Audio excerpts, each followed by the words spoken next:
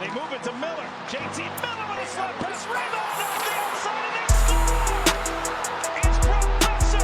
DK Metcalf, he's got it. Touchdown!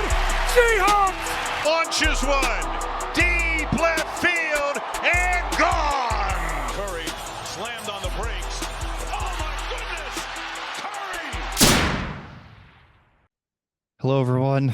Welcome back to another episode of Live for Sports. My name is Nathan, joined by Joseph again. I don't even really want to do this first part, but we're going to have to. Going to talk about Johnny Gaudreau passing away on last Thursday, last Thursday night. Yeah. 8:30 Eastern. So yeah. 5:30 where we are. I don't want to talk about this, but we kind of have to. Yeah. I'm gonna do my best to not get emotional during this, but it's been devastating, and I'm not even I'm played for Calgary. I'm a Flames hater, but it's awful. It really is. It's senseless. There's no proper words to describe how to feel about it. It's just, it shouldn't have happened, but we'll get into that. So, Nathan, you want to go first? Oh, yeah. I mean, I'll kind of go through my process of what I heard when it happened and what I've been doing this week with it.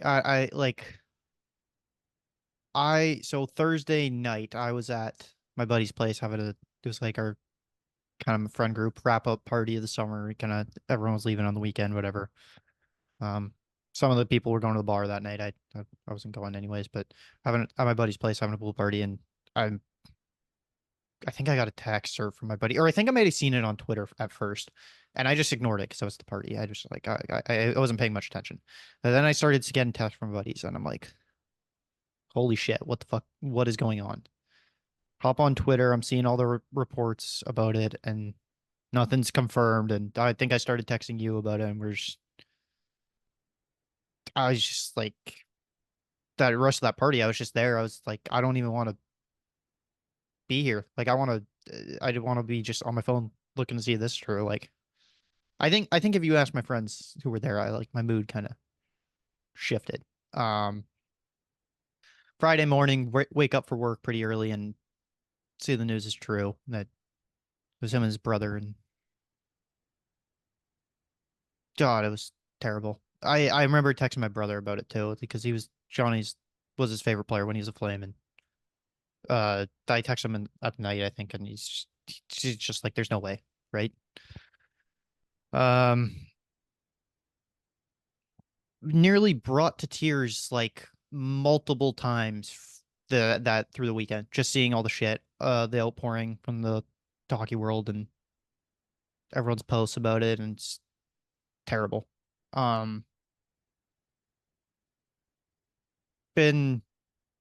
It's settling in now, which it sucks that it is, because it should, it's how is he gone kind of thing, but still doesn't feel right to put it into perspective. And I watched the beginning of the Blue Jackets vigil and their press conference today, and just it's devastating, man. It was hard to watch, Eric Goodbranson especially. Yeah, I don't know if you saw that part, playing with them for how many years? It was hard. Both in Calgary and Columbus. Would have been probably 3 or 4 years, but it's devastating. That's I mean, if you want to go with your thoughts. Yeah, I was in a similar boat last Thursday. From 7 p.m. Pacific to probably about 8:30, 9 o'clock, I was watching a movie with my dad, so I was offline. So I didn't see it. I refreshed Twitter, and I think the first thing I saw was actually our friend Zach Clark, his tweet being, he said, he was talking about journalistic integrity, and he mentioned Johnny Gaudreau. And I was like, I wonder what that's about. I look it up, and I kid you not, my heart dropped. I actually when I saw the too. rumors. I think that might have been the first tweet I saw, and I kind of ignored it. I wasn't paying attention to what was going on, and then I think that's kind of where I got it from too. but go ahead. Yeah, and I looked and I saw the Philadelphia reporter wasn't just some nobody. It was someone who is accredited. He worked because they fired him. Well, mutually parted ways, but I think No, the they proper said term. they said they fired him. Okay, so he was fired, which rightly so. I saw that he mentioned that he had heard rumors that Johnny Gaudreau had died in I think the words he said was car crash at the time. And I was like, oh shit, and then he deleted the tweet, which getting past the journalistic integrity, how cowardly do you have to be to put something like that out there and delete it? What if you're a member of the Goudreau family or you're part of the extended family and you read that and it's deleted? The fear, the horror, the shock, the anxiety, I can't even imagine it. What I I, don't I understand either too was he's kept tweeting about the situation after originally deleting that first tweet. Like I saw yeah. it, like I was like, what? That doesn't make any sense to me. So back to the timeline. I'm monitoring the situation. I'm still thinking, okay, this might not be anything. And then I see Tim Peel tweets. For those who don't know, Tim Peel is an ex-NHL referee. He spent time working for Daily Faceoff. And the reason he's not a ref anymore is because he was caught on a hot mic talking about evening up penalty calls. The league fired him for it. It was a bit of a scandal. But even putting that aside, he has contacts in the NHL. And he said he basically confirmed the rumor was Johnny and Matthew Gaudreau were killed. And then he basically shut off. He did a couple other tweets. I remember someone was like, "Are you sure? I hope this isn't true." And then he was like, "Well, I hope so, buddy." And it was another hockey analyst responded to that, and he said, "Then why fucking tweet anything, Tim Peel?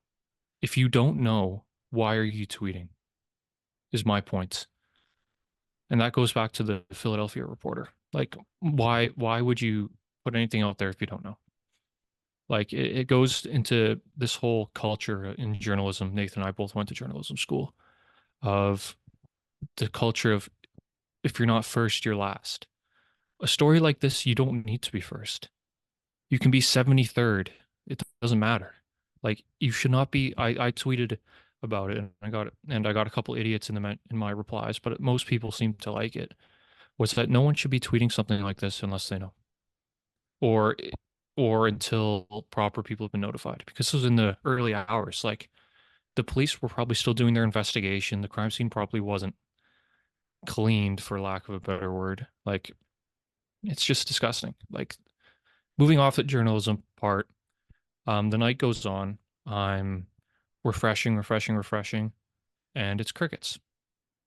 I don't hear anything from any of the big insiders. I hear nothing from teammates, nothing from family, and nothing from the agent, which was damning to me. I go to sleep around midnight. I wake up at 1 o'clock in the morning. I check, still nothing. I go back to sleep thinking he's dead. That's when I knew. Of course, did I know for sure? Of course not. But in my heart, I knew he was gone. And then I wake up. I slept in a little bit. I think I woke up at 9:30, and I see it everywhere. I see the Blue Jackets tweet. I see the Flames. I see Elliot Friedman, and it was extremely sad. He was 31. His brother Matthew was 29. Johnny has two kids, 2 years old and 6 months old. Their kids will never know him. Matthew's wife is pregnant with their kid. They will never know their father. 3 kids are going to grow up without a father. And it's devastating. All because of I know it's not proven in a court of law, but the perpetrator in question admitted it to the police on the scene that he drank 5 or 6 beers prior to getting in his car, and he was caught with an open container. 5 or 6 is what he admits to. I'd wager it's closer to 10. And that is just, there are no words to describe the stupidity. No words. And even like drunk driving is just so stupid.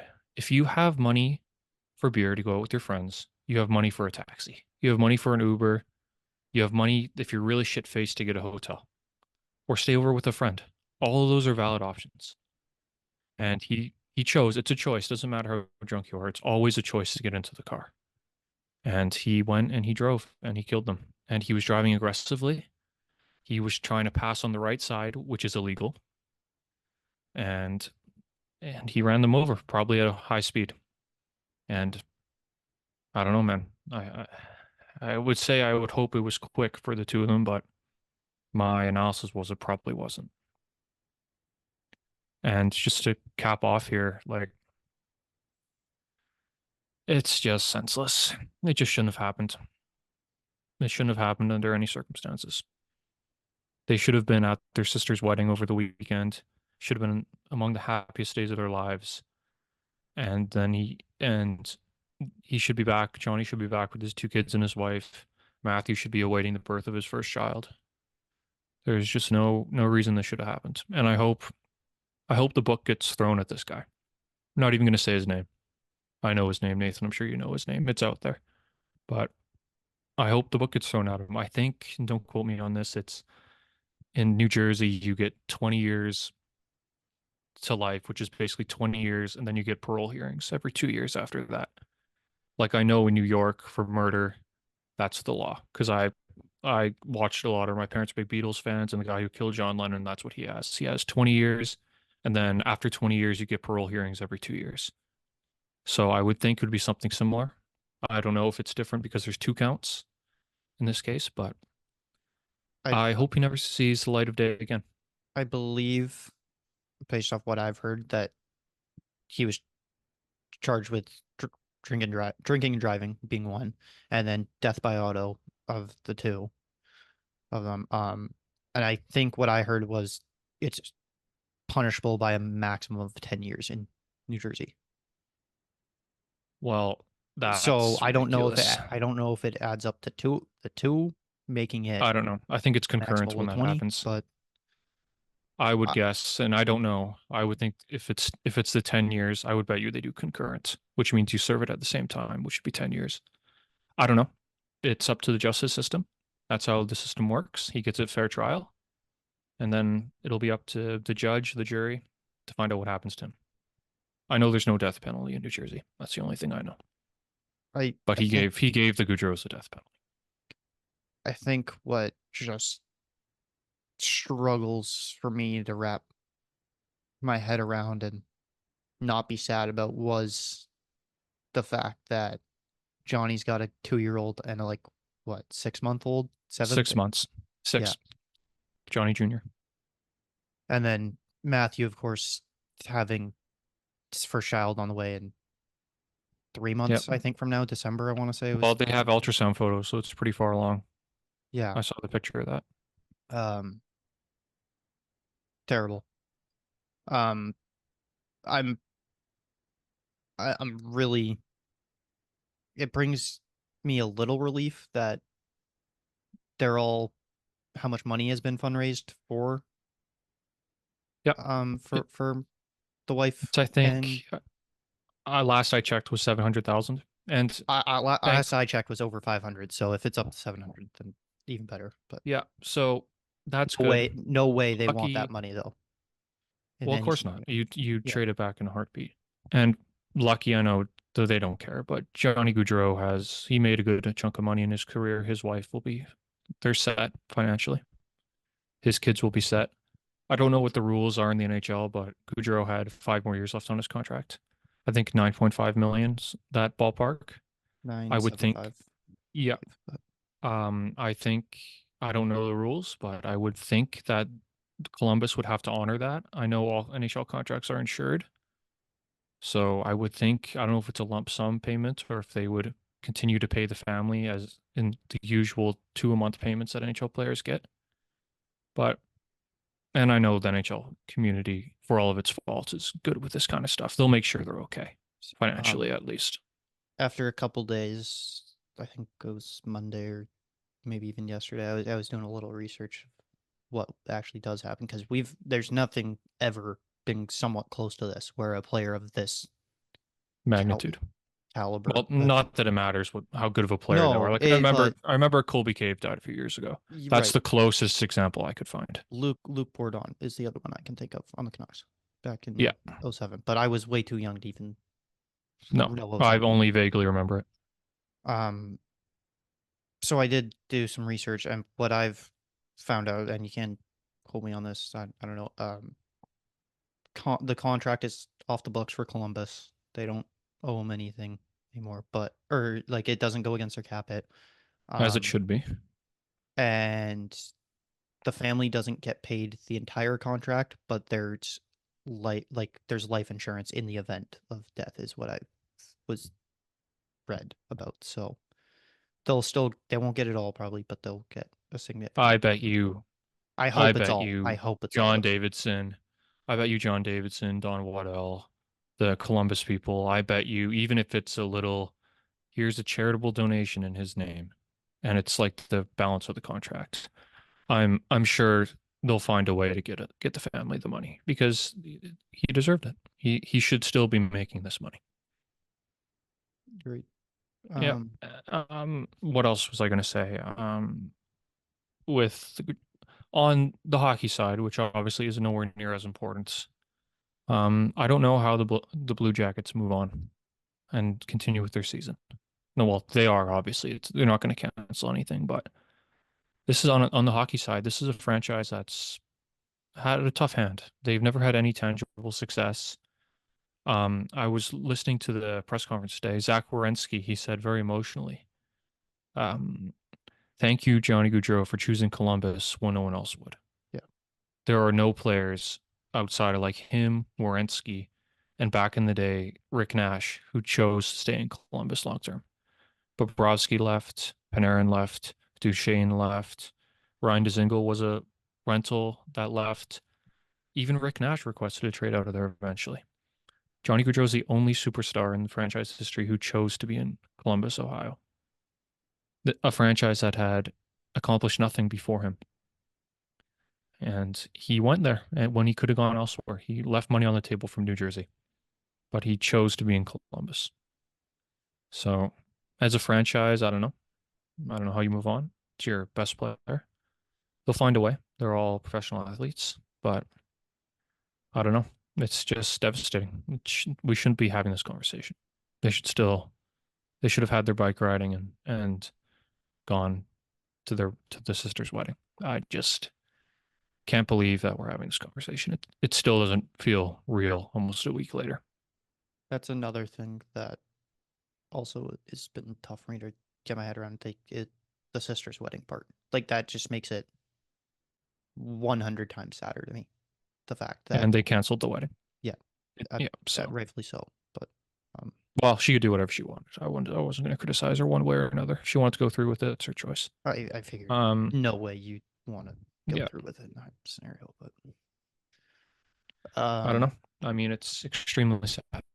I don't even want to get into There's why. no Go ahead.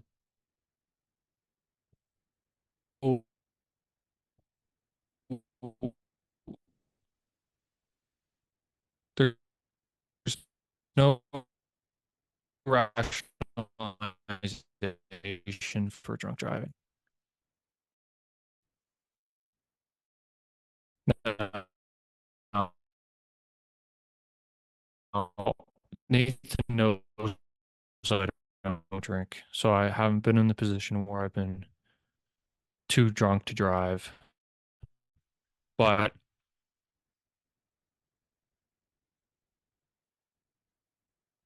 Nathan, it seems as if lost Nathan. Yeah, no, something's going on. If you have,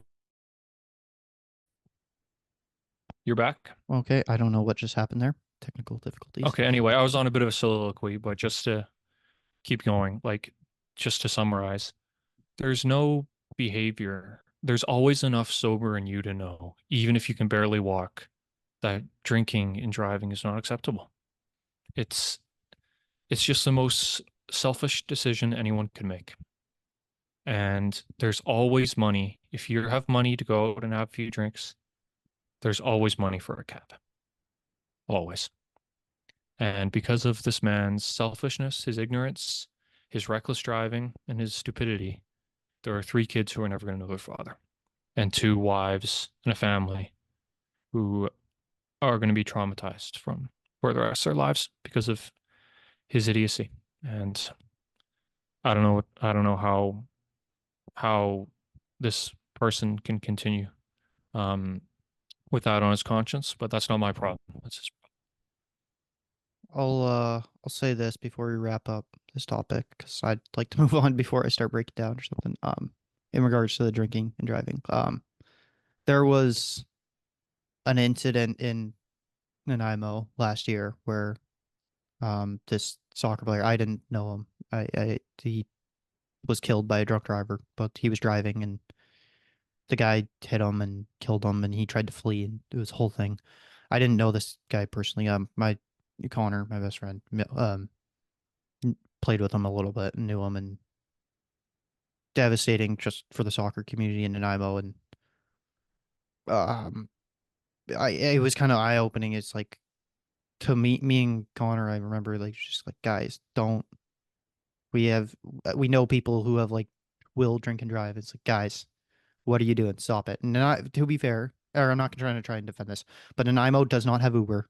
I don't think that they just like got a ride share last year at so it was only cabs. And I don't know, people hate cabs in Nanaimo for whatever reason. And I was like, guys, stop drinking, driving, call a cab, or There's always someone to call. call us. Like, we'll do it. Call Like, somebody. Anyone. Call your parents. that was eye opening to me. And I hope it got through to the people I'm talking about. And I'm not name dropping anyone because it's not fair. But then this happened. And I hope this is just yet another warning. Don't drink and drive. It's not worth it. Yeah. There's And so just many better options. And anything's a better option. you're not Walk. even, Walk.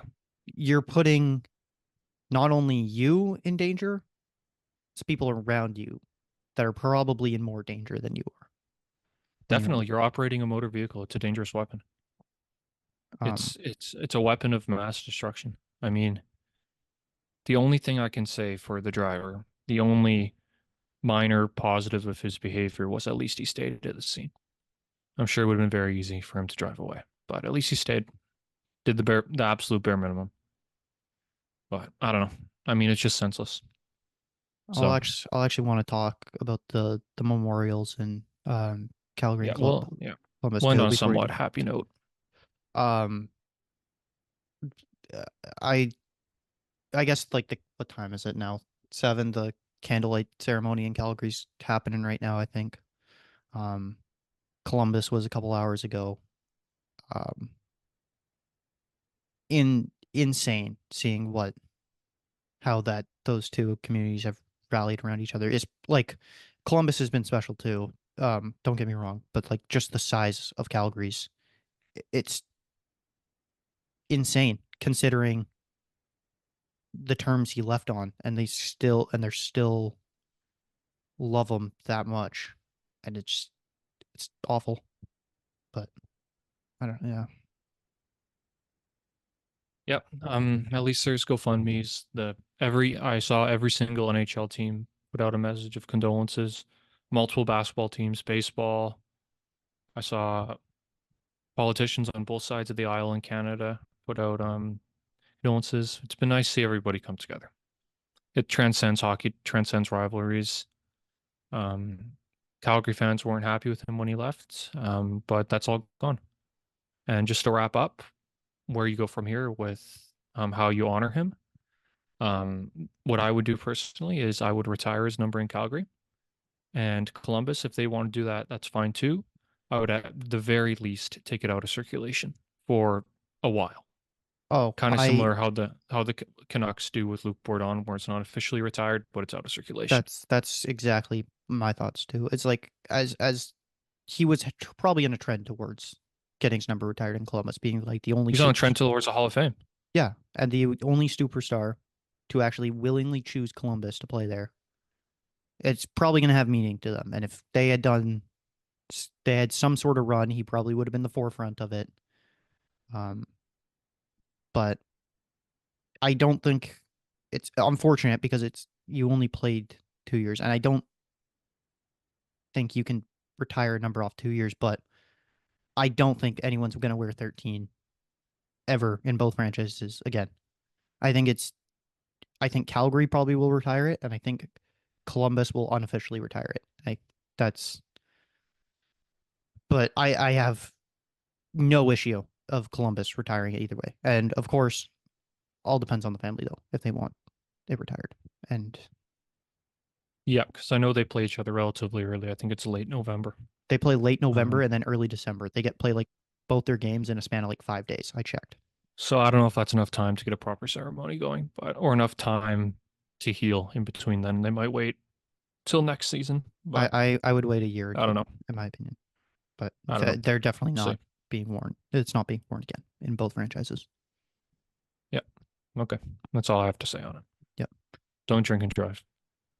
Let's go on some happier news, I guess, for you as an Oilers fan. Leon Draisaitl, 8 years, 112 million per. I don't know. I can't do math. I think 104. Yeah, I think it was 112, 104 or $14 million per year. Go ahead. I just want to say, yeah, I knew this was coming. We both kind of did, but I called 8 by 14 on the last pod, so I want to put that out there. But go ahead. Congratulations, Nathan. You were right. I was right. I expected him to resign. This is a nice deal. It's not perfect. 14 million is going to be rough the last 2, maybe 3 years. But if you win a Stanley Cup in any of those years, who cares? Because the main goal of what this contract has done is it has now made Connor McDavid a virtual guarantee of re-signing in Edmonton when he's eligible July 1st of 2025. Because that's when he's eligible. He's got 2 years left at 12.5 million per. So that's what's important. Ask any Edmonton fan. They'll say, we can overpay them both. Just don't give me another decade of darkness, because that's what's happening if they leave.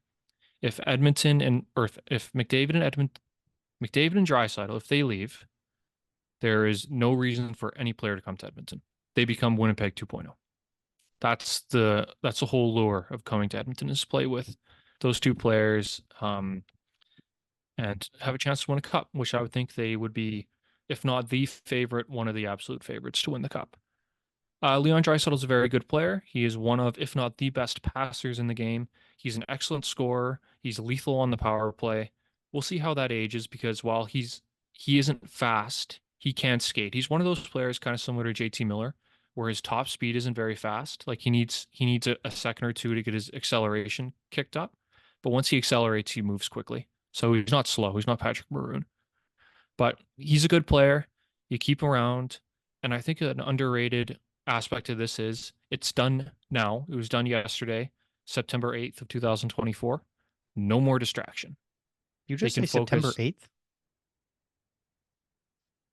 September 3rd. I'm looking down on my screen. Here. It says 24/09/04. We're not. This isn't even going to be out this is going to come out on the 5th, and we're on the 4th recording this, and you're saying it's okay. Nathan, you from the future? Yep, I am. Nathan, you become mid in about 3, 2, 1. Nathan's mid. Wow. Thanks. But yes. Now where was I? You ruined it. Oh yeah, distraction. Now there's no distraction. You can now focus 100% of their resources, their time, their energy on winning the cup, because that's the goal. They were 2 goals away from it last year. They were the better team for a lot of stretches in Game 7. The bounces didn't go their way. I've been over it. Brett Kulak didn't gap up on Sam Reinhart, and Stuart Skinner let a relatively soft goal go by. And that was the game. One thing living in Vancouver and listening to Vancouver radio, sports radio, on my commute a lot of days last year was the Vancouver media would not let the fact that Elias Pettersson was an upcoming RFA after last season. They would not let it go. Even when Pettersson told them to leave it, even when the PR staff in Vancouver told them to leave it, they drummed it and drummed it and drummed it. He's an upcoming RFA. How much is he going to cost? Is he going to get an offer sheet? Jim Benning bungled it. Is he going to let us trade? Yep. Is he happy? Is he this? Is he that? All season until like March or whatever it was when he signed was a distraction. It became a distraction, and he was an RFA, which means, barring something unexpected, he would have stayed with the Canucks for at least another year. Draisaitl was a pending UFA, which means If he got to market, he probably would have got 15 million plus, right? Yep. So they've eliminated that distraction, and now they can focus on the real business, which is winning a Stanley Cup. On to you, Nathan. You kind of hit all my points on the head there. Well, I'm a genius, so Okay, relax. I do like obviously you gotta overpay a little bit. I don't even consider this like an overpayment because no, I do think not for the first players 5 years at least. it's an He's worth overpayment it. to the sense that obviously he's not the best player in the NHL. He's arguably a top 5, definitely top 10 player. One more point before I Okay, let you go. okay, go ahead. Remember, Leon Draisaitl for the past 7 years has been making $8.5 million. Yeah. That's probably a $3 million underpayment by my calculations for the course of the deal. So he's been underpaid for a while. So they can afford to overpay him a bit now on a personal sense. Mhm. All right, now you can go. I do think it's an overpayment in the sense that should he be the highest paid player in the league? No, probably not. He's not the best player in the league. That's McDavid. Should he be a top 5 paid player in the league? Absolutely. I would 100% agree with that, whatever. But it's also a testament that NHL players need to ask for more almost. Like I'm glad he asked actually for that money, and I hope you see players start getting paid more and more. I hope that McDavid's contract, no one goes over that for at least like 5-6 years, because I think McDavid should be paid as the best player. Maybe you can make a case for Bedard if he's really really good the next 2 seasons. That's a while away. If he could put up 90 points next year and then put up like 110 the year after. I don't think that's out of the question. I don't know. Anyway, We're not McDavid was getting the that. highest paid player for a while. I think he had 4 years of his reign before McKinnon took over. I want to say. Right. Yeah, 4 or 5, either or. Yeah. Now obviously the question is going to be though, how do you pay 3 players a combined? Because what you're going to assume McDavid's getting 15.5. That's what I said last episode. Draisaitl's Yeah. at 14. There's 29.5 there.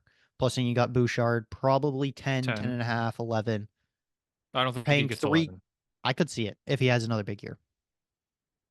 I would hope he doesn't pill for the Oilers for that much, but I think he gets 11 max.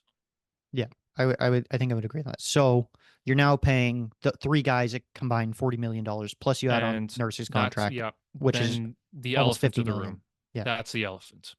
Because you can afford to pay McDavid, Draisaitl, Bouchard a ton of money because you have Nugent Hopkins on the cheap and Hyman on the cheap. I think Nugent Hopkins makes 5.2, Hyman makes 5.5, which is discounts for what they provide. The elephant, of course, is Nurse, which we've been over. He's a $7 million defenseman making 9.25. And that's killing them. I was reading the other day on Oilers fan page that they're praying for him to have a breakout year so they can trade him and retain salary. Because that contract's killing them. They could trade him without retaining almost, because I don't know. You'd have to take something back. Yeah, I would think they would take like a $5 million contract player back. I was wondering, something I haven't told you. I was wondering, is there a Pierre-Luc Dubois trade to be made? But that ship has already sailed. Yep, and now he's got his no move clause, so that can't happen. I do like though that you touched on. There's no elephant in the room. Focus on next season. Of course, there's going to be probably some speculation about Bouchard, but I think Bouchard's doesn't have any chance of leaving. And he's an RFA, and let's say, hypothetical, he gets to the offseason, he's not signed. Someone offer sheets him like Holloway and Broberg would. The Oilers are matching anything for Hall, or what's his name, Bouchard. They're matching anything. He's a transcendent talent. They will move Nurse by then if it comes to it. Oh, I don't know how much. Of course. I don't know what Nurse's trade protection looks like. He's got a modified no trade. Okay, so they would be like, go to any team who wants him and be like, look, we'll give you this first round pick. Take him, please. We need to keep Bouchard. Yep, and picks mean nothing to Oilers. This is it. They got 5 or 6 windows with 5 or 6 years with McDavid and Draisaitl in their prime. This is it. This next year is the true year, in my opinion, though, because you got Bouchard making like what, 3.5? 4. I think 4. 4. I think it's an even 4. I want to say it was like 3, but even then, and then you have Draisaitl for one more year on this 8.5. You got McDavid on 12.5. this is it for them because Yep. you'll see soon a lot of these pieces are going to be walking in free agency because they just simply don't have the money to afford them. They need to fill out the rest of the roster. Look, the ideal scenario is Skinner scores 40 goals, they win the cup, and he leaves. That's the best. That's the best case scenario for everyone involved. Arvidsson's on a 2-year deal, so it doesn't really apply. But that's what every Oiler fan wants. Score your 40 goals playing with McDavid or Draisaitl. Play a playoff game for the first time ever. Win a cup, and then bounce. Yeah, because I think this is a, hey, look at me, career year. Maybe career year. He's scored 40 before, I believe, so maybe not career year, but another good year. I'm in the playoffs. I'm playing good in the playoffs. Give me my money again. So, Yep. I can't believe Buffalo actually bought him out. Like, I see why, but I just don't at the same time. I think, not blaming Skinner here, but I think Skinner was kind of the epitome of the Buffalo culture. A lot of money, no success, no team success. Not a very good defender. He floated Yeah. a lot. He's very gifted offensively, but he didn't try defensively. I think he was tied with someone else for least amount of hits by a forward. And he's a good player, but he's limited. And Buffalo, they probably saw their chance and they took it. I'll say this is the year for Edmonton. They'll have other years, of course. They'll always be in the mix. But this is the like highest chance. This is, I don't want to say it's their last chance, but it's their best chance. The West is open. I agree. Colorado's window is shut. I don't think it's shut when you have McKinnon and McCarr, but it's flawed because they have so many holes. Vegas is, if it's not shut, it's getting close. I agree. Dallas is good, but I don't think Dallas is at Edmonton's level. I almost feel I was really high on Robertson after last year, but I almost feel less confident in him going next year. And I feel like they lack that true superstar up front, especially down the middle. Hintz and Sagan ain't walking through that door the way he used to. No, and Hintz is good, but I don't think Hintz is a number one center on a championship team. I'm trying to think who is it? Wyatt Johnson. He's got 70 potential points. Yeah, right, that's my projection. That's high level 2, low level 1. But I expect them to be good. I expect Vancouver to be very good. I don't think they're cup contenders yet. They need another defenseman or two. I agree, honestly. I also don't know what Demko's knee's looking like. We all like Shilov's, but he's not ready to be a full-time number 1. Nope. Calgary's not a threat. Anaheim's not a threat. Los Angeles, Edmonton doesn't worry about them. They kick their ass every year. So, I think the West is open. LA's window is shutting. It might be shut already, and it was barely even opened. Rob Blake is an underrated, terrible GM. Yeah. Well, yeah, the issue is the East. The East is easily the tougher conference. I was praying the Rangers would beat the Panthers because I was concerned about the Panthers, even though I projected the Oilers to win the series in the end. But even with the Rangers, I was concerned Shesterkin could have gone off and they could have held Edmonton to 5 goals the whole series. But anyway, the main point is this is the window. You got 4 years minimum because if McDavid doesn't re-sign there, I'll be flabbergasted after this because Draisaitl's his best friend and their wives are close. So this is your window. Stan Bowman, try not to fuck it up like you did in Chicago. We'll move on to the next topic. So I think I don't know if I text this might have been one that I didn't actually text you about. Report today from Spin Chicklets that the Bruins' latest offer to Jeremy Swayman is 4 years, $6.2 million. And I was having a good conversation with our buddy Adam Kloss about this, noted Bruins fan. We'll get you on next episode, Adam, or something along those lines. Yeah, he was talking to me about that. Yeah, this is concerning to say the least because I'm a little lower on Swayman than most, I will say, because he hasn't proven it over a full starter's workload. He's been in a very sheltered position with a good defense in front of him. I still think he's going to be a phenomenal top, probably 7 goalie in the world. I think I forget where my list was, but yeah, and Allmark's going to get exposed this year with Ottawa, every goalie Ottawa brings in. I agree, but as much as I think he should get paid, there were like the report was like 10 million he was asking for. I don't think that was true. I think he's more closer to 9, if anything. But I also question that because I want to see it over a full year from Allmark.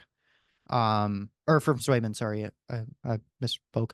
I think what I said to Adam was I would give him like 6 or 7 by 7.5. I think that's fair to project what he's done now, but also project what he's going to do in the future. But or I think, or that's probably now I would pay him, but I think he's probably worth like eight and I'd a say half. 8. Yeah. I would give him 8 on a short-term deal. A 2-year deal, he wants a little higher average annual value. You can get 8 or 9. 9 million, 10 million on a long-term deal for someone who hasn't proven it over a long stretch is not going to happen. But that, what you said, 4 by 6.2, 6.1, that's an insult.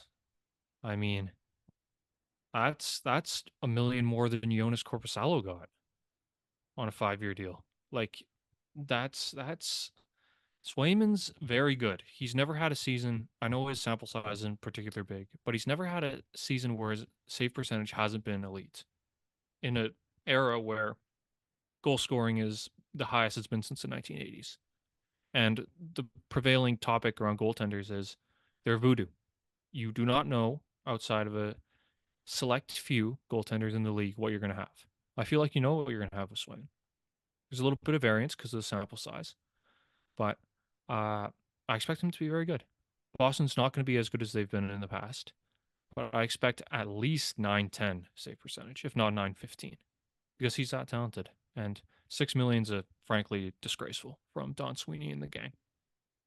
It seems to me they're trying to get him to take that like known Boston Bruin discount or whatever. Like Marchand took it, Bergeron took it. Did Chara take one? I'm forgetting. Yeah, Krejci, like They all kind of took Pasternak one. famously. Yeah, because he probably looks at his deal Twice. now and it's like, He all did right, it twice. yeah, Forget. true. Because it was what 6.5 before that. Yeah, the issue is you can't look and say, well, Bergeron's doing it. Bergeron's gone. Krejci's gone. Chara's gone. And I think another significant part of that was you could look at their roster and be like, yep, I expect conference finals out of this team minimum. Their window's open. Their window's shut, Nathan. They're not winning a cup with this core. I don't think. Their best player's Pasternak, and he's awesome. But they have nobody else on his level. Marchand is 37, if I'm not mistaken. I think And they could. I think they could sneak to an Eastern Conference Finals. Yeah, maybe. I think it's possible. If they really come together and they draw a shitty team. But I don't know, man. I think their window's just about closed. Let's think about it this way. Let's say they play the Leafs again in the first round next year. The Leafs aren't beating them because it's just a curse at this point. It's not going to happen. So Bruins in funny. 7. It's the most free bet. Just so funny. I remember watching that Pasternak goal. I was like, well, Marner's going pretty slow through the neutral zone there. And then he banks out the puck, and I'm like, okay, Samsonov, poke check. And then he doesn't, and they score. It's so funny. So funny. Let's go bold here. Let's say Florida's a wild card. They kind of coast through the regular season. And then they're in the Metro side. And we got, let's say Tampa wins the division this next year. And then this is a lot of ifs, but like, I'm not like, it's possible. Let's say Tampa wins the division and then you get a Metro team like Carolina, Washington, even maybe if they get in. New Jersey. Yeah. I'm a little higher in New Jersey than most. Pittsburgh. Maybe, but I doubt it. But let's say that happens. And then, I don't know, you get Boston versus Tampa or like wild card team in the next round. I think it's definitely possible that Boston could slip through. Yeah, maybe. I don't expect. Maybe they can reach their potential and get far, but I feel like they've had their chance. 2019 was their chance. I feel like I'm higher on Boston than most into this coming year. My Hockey News yearbook hasn't arrived yet, so I can't use that for projections this time. But 2019 was their chance. 2 years ago when they broke all the record was their chance. Mm-hmm. The core is old. The East is getting better. I don't think it's happening. I think they have this year is probably the last year I'll say they have. I think, but after next year, it's not looking great because then you get Montreal is going to be really good soon. Buffalo's up and coming when all their young prospects are ready. Buffalo's not ready until they're ready. I've played that game before. I'll believe it when I see it. Detroit still looks like it could be They're something. kind of stuck in gear because they haven't signed Raymond, they haven't signed Sider. We'll talk about that Yzerman's next week, made I some- think, because I Yeah. do want to talk. I got some thoughts on that. I feel like, but Is there any more hockey you want to get to? Because I have one more hockey. okay, Quick if we subject. yeah, I'll be fast. I'll just It's a hot say take. in regards to Swayman, I want to say this too. I feel like we shouldn't put it past the possibility that he requests a trade. Because keep in mind, last year they went to arbitration and he came out and said like they said some awful things that I like hated about it, and that's why he didn't file for arbitration again this year because he didn't want to go through that process. Yeah, most So players can they deal with. if they really disrespect him, I don't think it's out of the realm of possibility that he requests a trade. Yeah, most people can deal with arbitration. There's a few that just can't. I remember with the Blue Jays, Marcus Stroman every year complaints coming out of it, and it hurt the relationship with him and the franchise. Didn't So we'll see. Bichette complain too, and that's why he just signed that like 3-year deal Yeah, so he didn't have to go through there's it. some players can handle it, even though it's a business. But if you request a trade, they're capital F fucked because then who is it? Brandon Bussy? I mean, I don't know. Too young, not ready yet, but he could be good. Okay, well, one more hockey topic for me. I'll make it quick. Sidney Crosby and his contract. Okay. Ready for a hot take? Oh no. He's going to retire at the end of the season. Whoa, It's just a theory. Because what is this season, Nathan? What's happening this season that hasn't happened in 10 years? 10 years. What year are we going into? 2025? Okay, sorry. 11 years. Best on best international competition. Right. The Four Nations face-off. This is probably, unless he hangs on till the next Olympics, which is 2026, where he'd be 38. This is his last swan song on an international stage. It's the last year of his contract. We haven't heard shit about any contract negotiations from him or Dubas or Pittsburgh.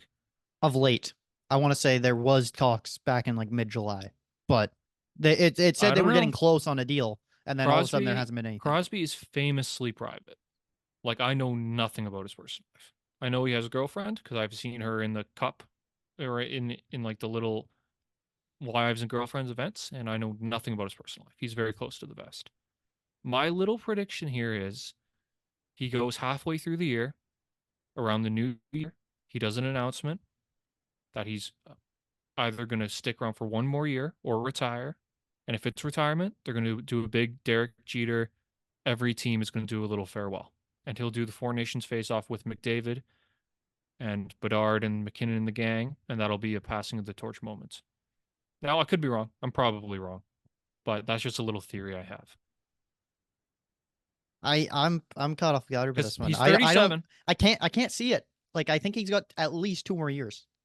Oh, hockey-wise, he's probably got 4 more years if he Maybe. wanted to play. Yeah. Yeah. I kind of like your he is very private, and that's 100% rightfully so. But that privacy honestly does give me some doubts that maybe it's like, oh, maybe he will retire earlier than he probably could. He's got nothing left to prove, nothing left to win. The Capitals, there's no rivalry with Ovechkin anymore because they're mediocre. And they're The basically Penguins- buddies now. Well, the league made them buddies, so we don't know. If Well, that's I don't actually think true. there was ever any real animosity. The real animosity was between Ovechkin and Malkin, and that's a whole other rabbit hole. But the Penguins are mid. Maybe they sneak in as a wild card, but their cup winning days are over. I think I don't know. He's going to ask himself, do I want to continue on a mediocre team? 3 options. Continue with the Penguins are going to be shit after this year probably. Retire or sign a short-term deal either with Montreal's boyhood team or hang out with McKinnon in Colorado. I wouldn't put it past Chicago either. I could see it, weirdly enough. That'd be so weird.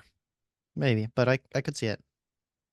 I don't know. I don't want him, or Canucks Twitter says he's coming to Vancouver. Fuck's sake. Yeah, Hey, no. reunite within the building where he scored his most famous goal? I don't know. Oh, Nathan, by the way, I'm going to the Penguins game this year. Oh, I specifically booked it because I want to see him once in my life. Yeah, never seen them that's before. one game I've had. What date is that again? It's a I think October 26th. and it's a Saturday, correct? Yeah, it's definitely a Saturday. It's that one's been on my mind a little bit too. I have a list of It games. cost me an arm and a leg. I'm gonna have to prostitute myself, but I have a I list did- of games that I want to go to this year that are like I basically chose like the cheap weekend games because I don't know, I'm gonna be broke again and I was gonna go to Columbus, but I don't could know if I want to do that. I don't But yeah, know if I I have. want to see Crosby once in my life. This is the last guaranteed chance I'll have, so I'm gonna see him. That's yeah, I'm trying to go to the Washington game. Want to see OV too. Yep, I've seen McDavid once in his rookie year, so that's off my list. Yeah, I want to see him play. Here's my list of 4 games that I wrote down. So December 8th, first the Lightning, 1 p.m. Saturday or Sunday game. Easy enough to go over, get back. December 21st versus Senator, Saturday before Christmas. Pretty Yeah, I was simple. looking at that one too. That's gonna be expensive because it's a Canadian team. It wasn't actually that bad, surprisingly. It was among the more cheaper Saturday night games. Well, because we know they've jacked everything up this year. Yeah, and They're charging tickets for scrimmages. Come on, what was it? Frankie. Like $32 too? Yes, Like that's that's crazy. you can get Anaheim Ducks tickets for that. Like, come on, man. December 28th versus the Kraken the week after. It's a 1 p.m. game. Easy enough to go over. I don't know. And then January 25th, Capitals. Those are and there was a couple others I was looking at, but they were like later in the year. And I'm just like, I want to go to a game like somewhat soon in the Yeah, beginning of the year. I'm going with my brother. It's his birthday gift. I was like, you know what? This is my last chance. I'll just suck it up and spend the money. So I did. Mm-hmm. Great for the show. All right. Let's go. Let's go to NFL now. We'll save. I got the surprise topic at the end and you have no clue on this one. Trust me. I know you don't. Nathan's joining pornography. That's not it. Let's go NFL awards. We'll do a little Chiefs Ravens preview pick for tomorrow because it starts, and maybe we'll do the Eagles and Packers too in Brazil.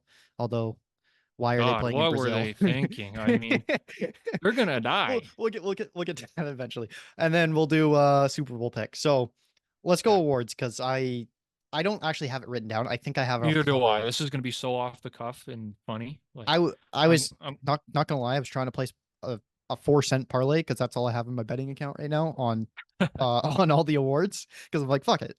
If it's right, it's right. I win. Well, I couldn't do a parlay on it for whatever reason. yeah, So, my picks are gonna be so pathetic. let me pull up. I know what it was. Just if you want to start with your MVP, yeah, let's go. Let's Okay. do MVP first. Okay, I'm gonna be all over the place, Nathan, with no regard for conference, no regard for human life. Okay, MVP of whatever conference the Baltimore Ravens are in is gonna be Lamar Jackson. I think that's There- NFC. There's only one MVP.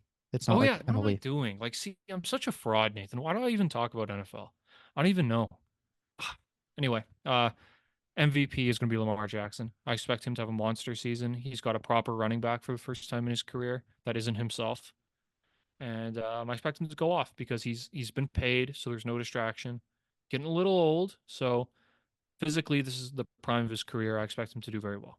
You said Lamar there. Sorry, I was just trying Yeah. to tone up. Yeah. You're going back-to-back MVPs for Lamar. Yeah. Oh, okay. Shows my knowledge. I haven't heard much of Lamar talk, so it's possible. But is there I just worry about voter fatigue. Is there an AFC and NFC Rookie of the Year, or is it just one? Because I know it's offensive and defensive. It's offensive and defensive. No conference. All awards are Okay. just one. It's just Okay. no Well, conference. Caleb Williams.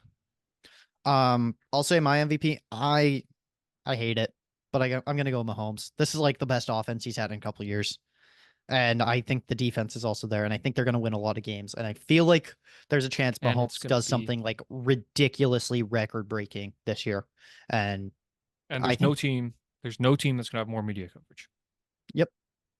actually, I got to bring this up. Did you see? There's The Swift Kelsey the PR thing. PR breakup for Yes, September I saw 28th. it. God, what has my life become? I'm reading PR, fake PR from a firm about Travis Kelsey and Taylor Swift.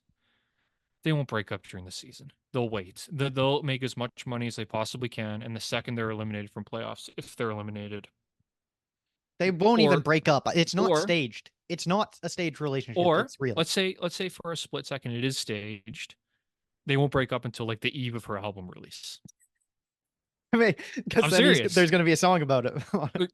A song? Are Oh, you the insane? whole There should be album. about 15 songs, and probably a concert film, and like a special jug. Oh my God, Swifties! Like I respect Taylor Swift's talent, but God, Swifties like snap my fingers and they'd be gone. Like Okay. Let's go offensive player of the year next. So just for context, I'll give you a since you say you're an NFL casual. Offensive player of the year. It's basically the MVP for the non-quarterbacks. yes, that I know. Okay. My go-to is actually pissing me off a little bit, Nathan. Jamar Chase is bugging me. He's got to get it. He's got to get his gear on. He's got to practice. I think he might miss week 1. He practiced limited today. Limited schmimited. Jamar Chase, you fraud. I'm gonna say Tyreek. I'm gonna say Tyreek Hill. Okay. I like that. I'm going a little more off the board. I don't think it's that off the board. And it's mainly because I have him in one of my fantasy leagues this year. Brees Hall. Really, I think he could be like really good this year. Remind me who he plays for. Jets running back. Wow. He Okay. was coming off torn ACL last year. So the first half of the year he was a little slow. Yeah, I know who Then he the is. second half he was really good. And I think he could be really, really good this year. And I think even though I'm not as high on the Jets, I think they could be pretty solid. So Okay. I'm just worried about Rodgers. Defensive player of the year. Damn, I can't say Aaron Donald like I do every year. Mm. Damar Hamlin, of course. He's the starting safety of the Buffalo Bills. Just kidding. I'm going to say Fred Warner of the San Francisco, I almost said Giants, 49ers. I really like Fred Warner. Middle linebacker. He can cover, he can stop the run, he can get interceptions.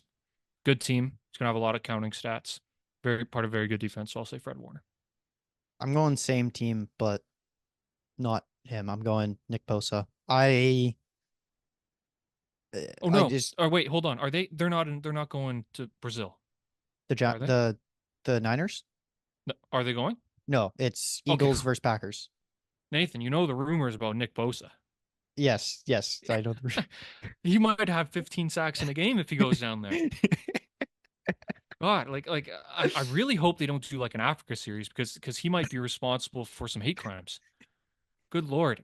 For those who don't know, Nick Bosa's sacks against black quarterbacks are through the roof. Like it's genuinely hilarious to look at. Like I remember he was playing Deshaun Watson. He was just hunting him all game. It's just one of those memes that like Where people have just both started to say it's true, but it's really probably got no well, truth. there's some truth to it. There I might think. be, but I don't. Oh my God. I'm not gonna. And it's funny because Joey Bosa doesn't have anywhere near the same stats, but Yeah, I'm gonna go Nick Bosa though. I kind of was looking at the other kid, like Micah. Like I was looking on the betting favorite. It's mainly an award that's won by defensive ends. They like get all their sacks up, and that's what kind of the award bettors look at, and pressures and whatnot. And I didn't really like any of the others because Micah was the favorite, but I'm not really a big bet in the favorite. And Micah hasn't won one yet. Contract year, so maybe. But I don't think the Cowboys are going to be as. I predicted them to be good, but I'm not as high on them anymore. And then there was Max Crosby, who was up there. I don't think the Raiders are going to be that good this year. I didn't really want to bet on that. TJ Watt, not very high on the Steelers this year as much either. They'll probably be like 9-8 again, but I have them at like 7-10. So I didn't really want to bet that. And then I had Nick Bosa, I think were the top 4. And I looked at it, I'm like, yeah, Niners, they're always probably going to be good. They'll probably win the division, sadly, over my Seahawks, but whatever. Hate them. But I'll say that's going to have some play is the fact that the Niners are going to be good. And yes, their defense is loaded, and Fred Warner might take a little pressure, might take some of the attention away from Bosa being like, oh, look at Fred Warner, look what he's doing too. But I don't know. Nick Bosa is my pick. Offensive rookie of the year. Caleb Williams. The best quarterback prospect since Andrew Luck, I would say. I know Trevor Lawrence had a lot of hype, but he's got all the tools. He's fast. He can actually run, unlike Lawrence and Luck. He can run. He can throw. He's got unflappable demeanor. And he's weird enough where he's not going to worry too much about what other people are saying about him. So, and he's got some weapons. He's got DJ Moore. He's got Cole Kmet, who's one of the most underrated tight ends in the league. Roma Dunze traded for Keenan Allen in the offseason. That's right. So I'm expecting DeAndre Caleb Swift, Williams. they signed as a running back. Yep. It's gonna be good. And I'm Good. skipping defensive rookie of the year because I know literally none of them. So Okay. I'll let you pull double duty. All right. Well, Caleb is my offensive rookie of the year pick as well. Pretty self-explanatory.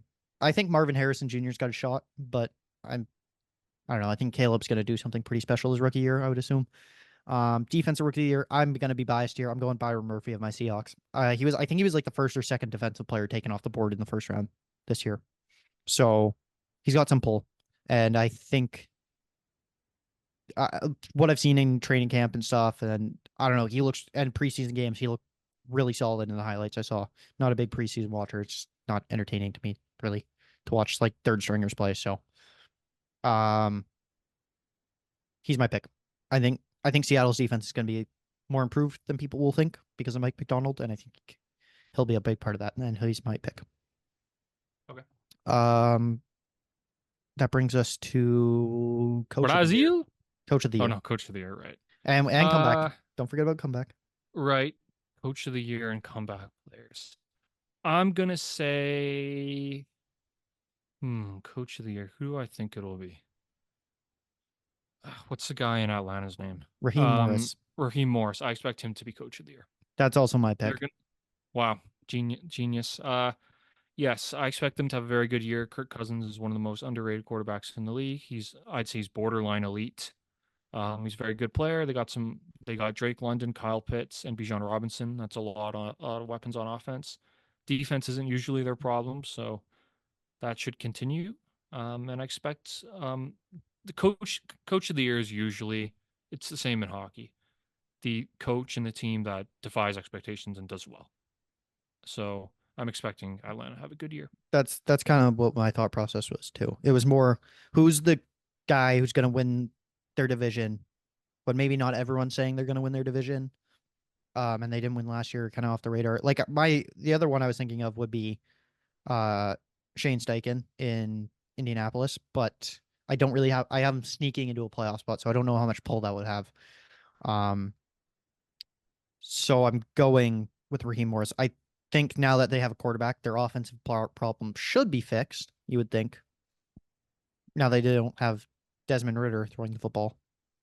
And then the weapons are there. And Atlanta hasn't been the strongest defensive team for a couple years. Morris was the Rams defensive coordinator.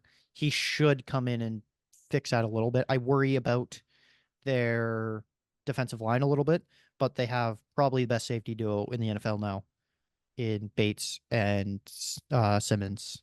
I forget. Justin, right? Yeah. So, my pick. And then comeback player of the year. I had mine in my head for a sec. Oh, actually, no, I know who it is. Yeah, I'm thinking this is probably wrong, but I'm going to say DeMar Hamlin because he's going to start and he's going to probably get a couple interceptions because he'll be playing a lot.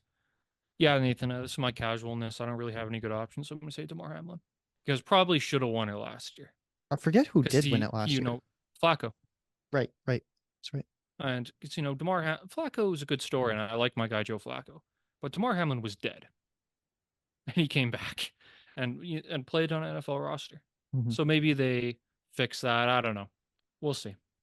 I'll go with I think he's the betting favorite in this one, and I don't. Once again, like I said, it's Aaron Rodgers. Yeah. Coming back off a torn Achilles at like 40 years old, and if he stays healthy, he's probably gonna have a good year. His offensive line's good. He'll probably be better. I don't know. That's I'll say Rodgers. I was tempted to say Kirk as well, but oh yeah, that would have been a good pick as well. Yeah. I'm changing to Kirk. Okay. I love Kirk. I have a soft spot for the Vikings. You're Kirk sexual. As you No. I'm a McDavid sexual. That's also true, but don't call me a Braun sexual. Nathan, no, I wasn't. I was going to call you a Wemby sexual. Thank you. I appreciate it. I am. You're welcome.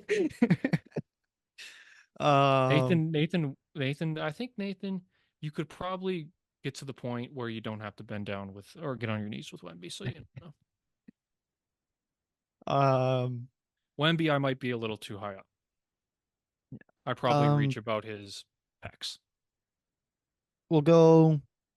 Well, let's do Chiefs Ravens little preview, and then we'll get to Brazil, and then we'll. That's a Doesn't good have to be starter very for good. this I season. don't know if it's almost too good to be a week 1 game. Because No, I like it when they do this. okay. I used to hate it when they would do Super Bowl rematches because a lot of the times, like I remember when Peyton Manning was gone from the Broncos and they went against the Panthers. The next season, the game was slop. It just give me the best game. It should always be the most exciting game to start. That's how you get the viewers. Mhm. That's the most exciting games with most marketable players. They're going to play the Taylor Swift angle. They'll play the Lamar. They'll play the Mahomes. So I'm excited. There's nothing else Paul's on tomorrow. Paul's finally back. No, I'm stoked for the week. Well, I'm stoked for the weekend, even though I have to work during when the Seahawks are playing, so that's gonna piss me off a little bit. But I'll have it on there, so it won't even matter. Um, I don't like. I like a big game for the week 1, obviously, but I don't necessarily like that it's like this game because I think like last year the Lions versus the Chiefs, love that. That was great, perfect idea. Yeah. I believe the previous year before that would have been the Rams versus the Bills. I also really like that. You get like, it was supposed to be the An Bills up year and that year. coming team. Yeah. Yeah, I like that. I do like that angle, Nathan, where you get an up and coming team. Maybe the Bears and Chiefs would have been fun, but I don't know. I don't think they I like play the way this they year. went. I wouldn't go Yeah, through. I don't know the politics because I know It they has to, cycle through divisions. well, yeah. Cycle through divisions. And then I forget there's some weird with the 17th game now, there's some weird kink to how you match up in that 17th game. The 17th game always fucks me. I still think of 9-7, 10-6, 12-4. Like it's Mhm. still frozen in my mind. Just wait till they go to 18. If they go to 18 without a bye week, if I'm the Players Association, I don't play another snap. I agree. I think if you say to them, look, we'll play an 18th game, you give us a second bye week. You say to Goodell, we're not even taking the field for practice, and you hold that line because it's dangerous if they don't add another bye week. I'm just pulling up the Chiefs schedule in a sec because I want to see what. So you got the Ravens week 1 at home. You got the Bengals week 2 at home. So there's 2 options. Bengals would have going to go good one too, but like I said, I think that's too good almost. Um, Saints at home, not worth it. Bucks at home, not really worth it. Broncos at home, not really worth it. Raiders at home, not worth it. They also don't do division rivals. That's another thing they don't do in the week 1 game. Yep. Sure. So Chargers again. Texans, that could have been something. That's Yeah, one I would have Chargers or liked. Texans are the only ones that sound appetizing to me. But the Chargers division rival, they don't do that Yeah, game week 1. yeah. So I think the Texans probably would have been my pick. And I'm also a Texans fan. I just love CJ Stroud. He's so good. And I'm high on the Texans. So Oh my God, Nathan, you know what just happened in baseball? oh no. The Chicago Cubs threw a combined no-hitter. Oh, I saw that an hour ago. Yeah. Guess who was involved? Nate Pearson. He Yep. did he pitch in the 9th?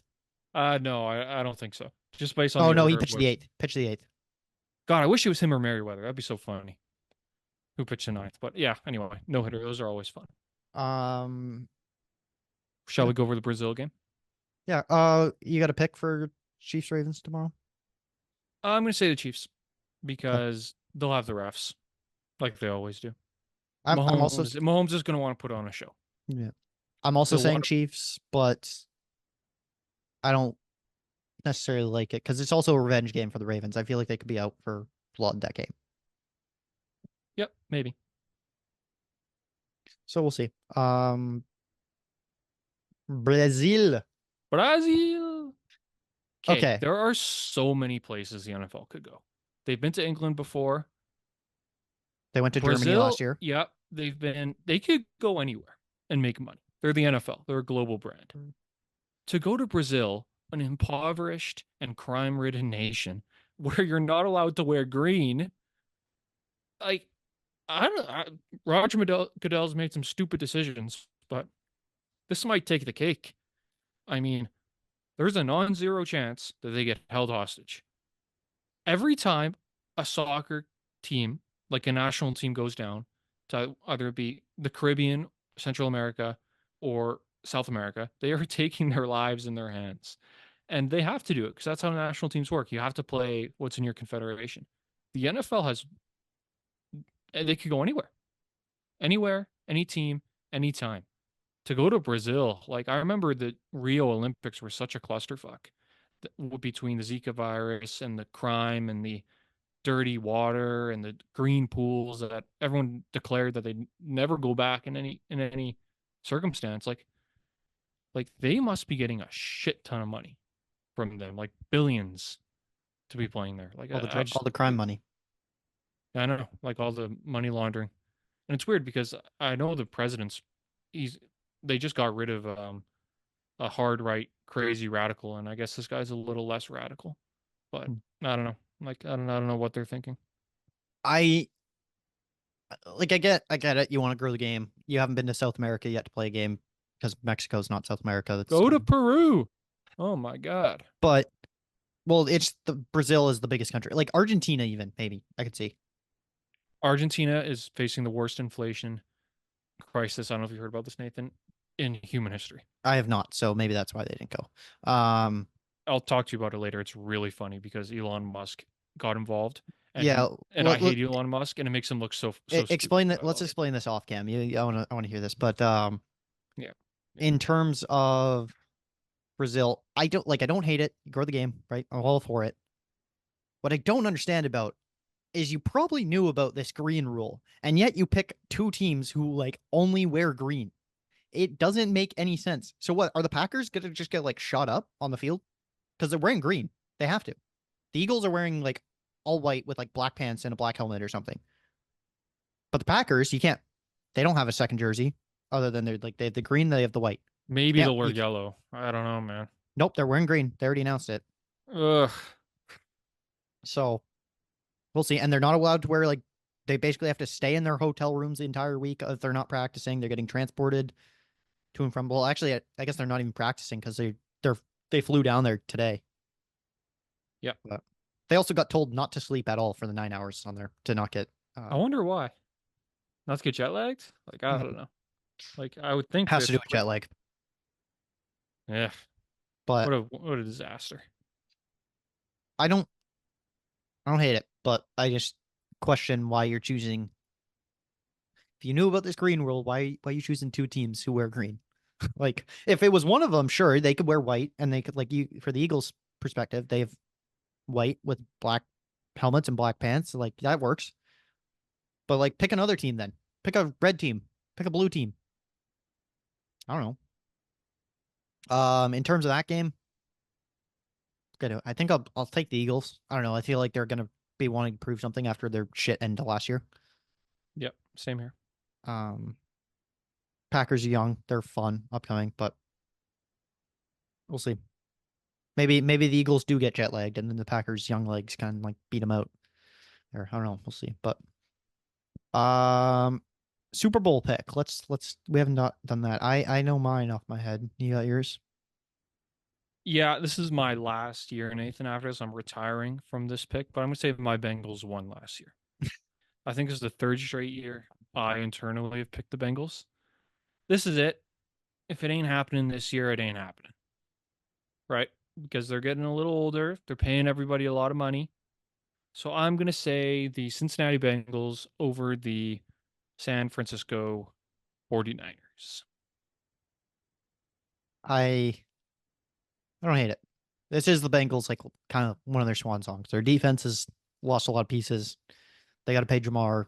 They got to pay T. Higgins, which they probably won't pay T. Higgins, but rightfully so. You don't want to pay two guys top number one receiver money. Burrow's contract kicks in, I think, next year, I want to say. So we'll see. It is kind of getting up there for them. I'm going to go a little off the board, I feel like, more than most. Then I believe I picked the Eagles to win. I'm high on the Eagles. I think Saquon can come in and revolutionize their offense, kind of like what McCaffrey did in San Fran. I feel like people are kind of underestimating that. I feel like they're going to play him like McCaffrey was. Hurts, I think, is going to bounce back. Their offensive line is still solid. There is a little bit more questions on their defense, like especially in the secondary. But I don't know. I'm still high on them. Their roster is still pretty talented, in my opinion. Um, in terms of who they beat, little off the board, I feel like, but I'm just so high on them. Just give me the Texans. They're going on a sleeper. They're going on a hot heater in the playoffs, kind of like how the Bengals did when they with Burrow in his second year. Like, because everyone was like, "Oh, they're going to lose to the Raiders week in the wild card." They beat them. Okay, now they're playing the Titans, the 1 seed. They're going to lose to them. Beat them. Okay, now they're going into Arrowhead, play Mahomes. There's no shot. Nobody beats Mahomes. They beat him. And then They I don't lost know. because their offensive line died. Well, they never had an offensive line. That's the problem. Yeah, what was left of it died. So I don't know. I'm high on the Texans, man. 2 good off seasons in a row. CJ Stroud looks like he could be a top 5 quarterback if he's not already. Some might have him there. They better not prove me wrong because I'm high on them, but they'll still too young. Well, the Eagles will win, in my opinion. Plus, I also just I don't like choosing the basic answer because I don't like it. It's boring. Not a basic child. Nope. Because I just don't think the Chiefs are gonna three-peat. Nobody's three-peated before, and I think there's a reason why. Yeah. Yeah, I agree. Mystery All right, topic. mystery topic. We're going to the MLB for this one.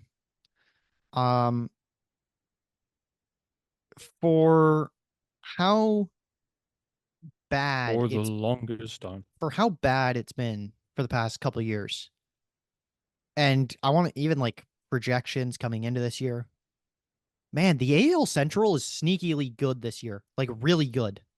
Besides the White Sox because they're poverty. Like I don't think the Tigers are very good. the Tigers are 1 game above 500. And they're still a young team. They're up and coming. I feel like next year they can compete for a while. Shiver me timbers. Do you think the Tigers were going to be a game above 500 at that point? No, Exactly. Oh, okay. They're like, yes, I know the Royals have done very well. I feel like if you add up each division's like record, I want to say the Central is probably second. That's a guess. I was looking at it earlier. The White Sox might drag it down a lot, and I might be underestimating that fact. Like the AL West sucks. The East is pretty shit outside of the Baltimore and the Yankees. The East in the NL might be up there, but the no, probably. I guess it's close. It's close. I'll say that. AL Central or NL Central.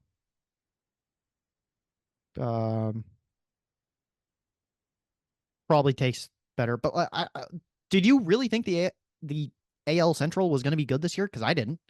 No, definitely not. I thought it was going to be the same as last year, where like a 85 win team wins the division.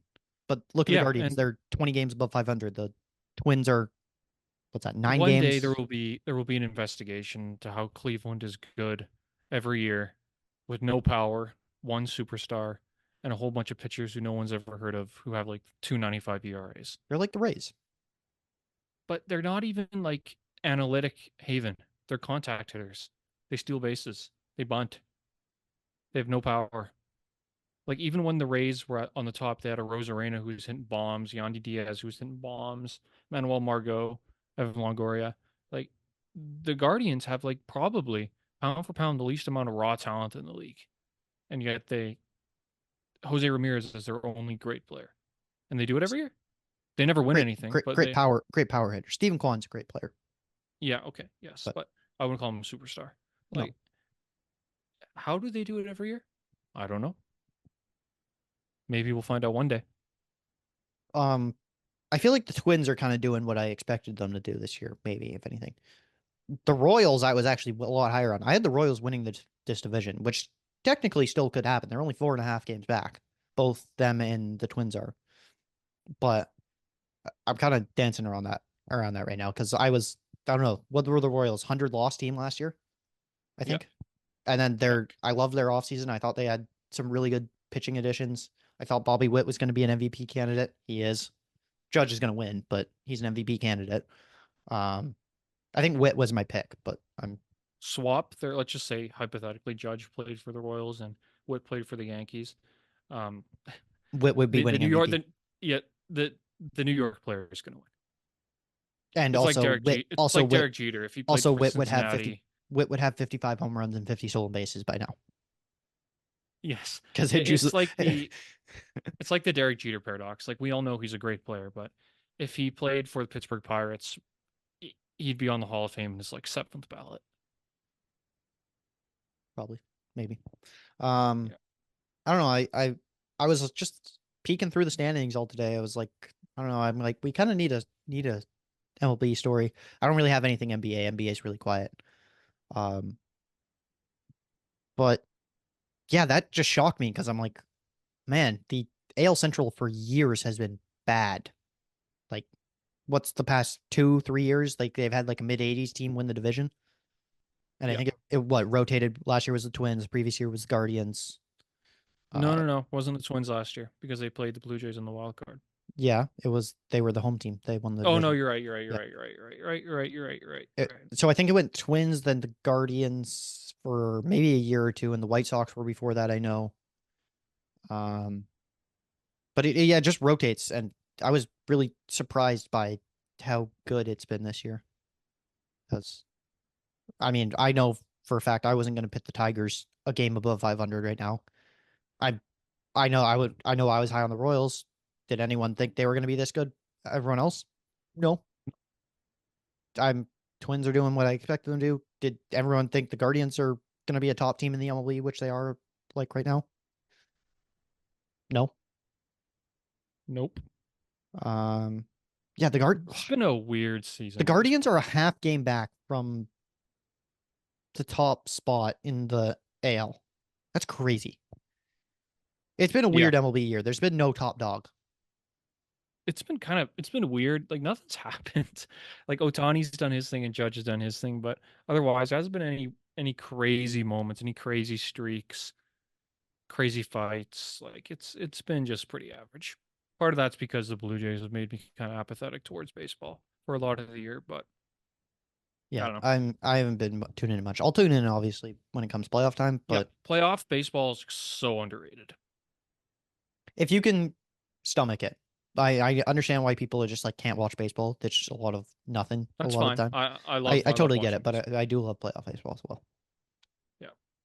I almost think it's better than NBA.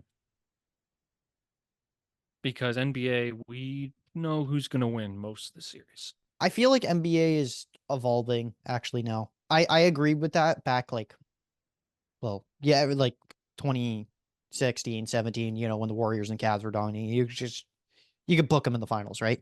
Yeah. I think it's changing now because It is. what it was everyone predicting this year. Nuggets, Celtics got there and they won. But the Celtics were also extremely good this year. Like really underrated, like historically underrated good, I would say. Yep, and there's a The plan. Nuggets, they fell apart in the second round, and then I mean, I picked the Mavs to get beat at the finals, but that was more just like, oh, I'm going to be different. This year, I don't think you can give a clear favorite to come out, but Yeah, I agree. I just remember 2015, first year really watching it MLB playoffs, and it was just awesome because I got to see the Blue Jays. I saw it all. That was awesome. 2015 is Missed that, great. and I love 2015. Grade 9, baby. As an aside, while we're on MLB playoffs, I think Sportsnet does a great job with their production. I think Dan Schulman's great. I think Buck Martinez is great in his own little way. I think Jamie Campbell does a great job. Production's great. When they eventually get back to the playoffs, give me the American feed. Give me that big game feel. Give me. I don't care if it's Joe Buck. I don't care if it's Matt Vasgersian. Give me the American feed. Give me unbiased commentators. Give me a national feed. I love the Sportsnet people. Give me ESPN. Give me Fox. Give me ABC. I don't care. I want that big game feel. Because maybe it's because Blue Jays lose every time, but the past few playoffs kind of felt there's no aura to the Sportsnet broadcast. God, I sound like a 16-year-old broccoli-haired kid, but there's no aura. So it feels like any other game. That's not what playoffs are all about. Like, I still remember the exact words to Kenny Albert's Bautista bat flip call. Dan Schulman's call is the same every time. And that's nothing against him. But give me the Americans, give me the national feel, give me the big guys. That's what I want. I don't hate that. And that's kind of weird because for me, I remember watching 15, 16. God, I hated them. Like, actually, 16 wasn't as bad. TNT I liked. But 15, when they had. It's because fucking Harold Reynolds was an idiot the whole time. Yes, that Bucks ruined it for me. Joe Buck for the wasn't. I didn't like that broadcast. I liked the who'd they have? The ALDS was It was Kenny Albert. right. I like that. I liked him in that. And then Ernie Johnson was a wild card the next year. It was awesome. Yes, I liked Give me that. TNT, and then Give it to me. but Like Sportsnet people are great, but I can see 162 games of them. I don't need them for playoffs. also I know we watched game 1 last year together at school, and we both hated the fact that they were interviewing Barrios in the middle of a playoff game. Like, what? And that was that was Hazel May, I think. Like please. No, it was Shulman. It was Shulman through the broadcast. They were interviewing through it, and I'm like, why are you doing this? They're playing a playoff game. I repressed all those memories. Oh my God, it pissed me off. I remember saying to you immediately, I'm like, why are they doing this? It's a playoff game. Leave them be. A lot of things about that game pissed me off. A lot of, yeah, agreed. And the second game, and the Mariners series and the Rays series.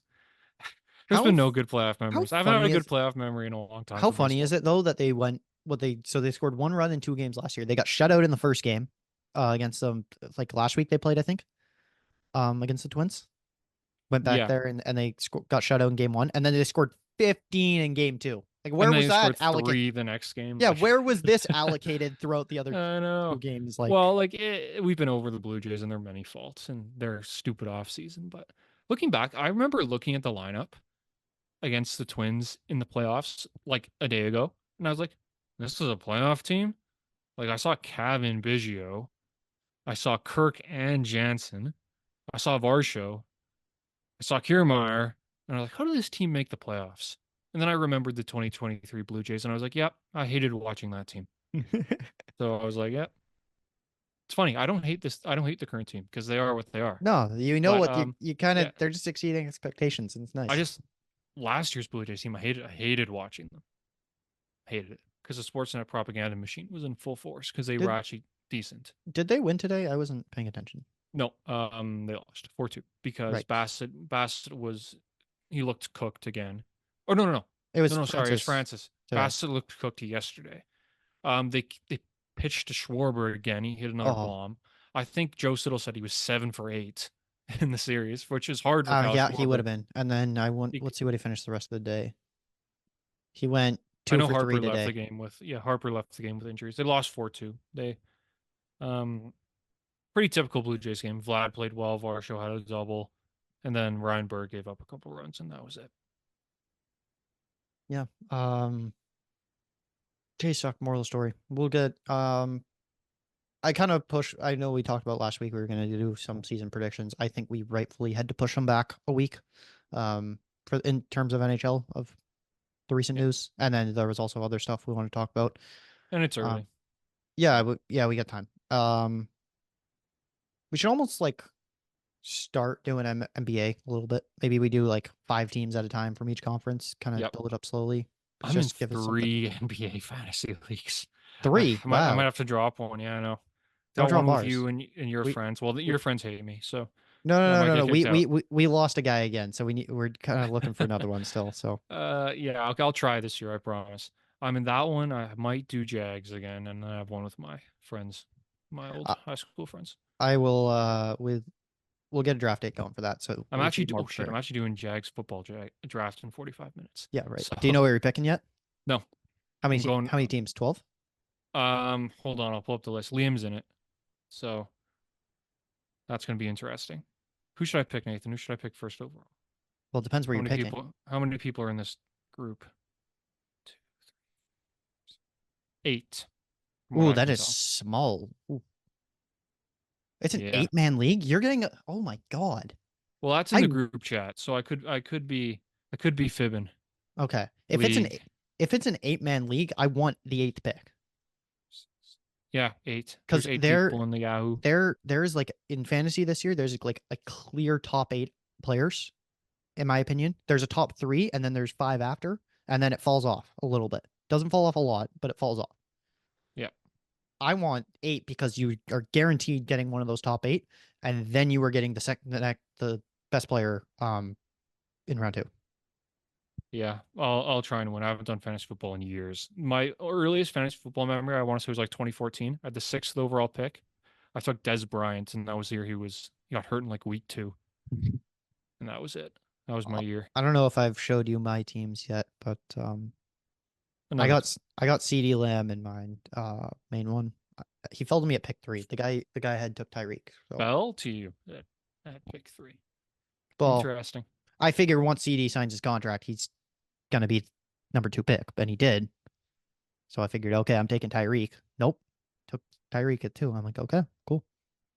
Yeah, okay. Anyways, I believe that will wrap up this episode. If you got this far, thanks for listening. Might have some editing to do because technical difficulties. Yeah, We'll see. Nathan straight up left to No, it was deal with Wi-Fi. his Did children. it was Wi-Fi? What? Do you say children? What? Yep, your secret children Okay, with relax. Kim Kardashian. Okay, that's a little bit of an ego boost, but Or is it Caitlyn? Hmm? Or is it Caitlyn Jenner? oh, come. There's Can't help myself. I don't know. You got this far. Thanks for listening. See you in the next episode. Peace. Goodbye.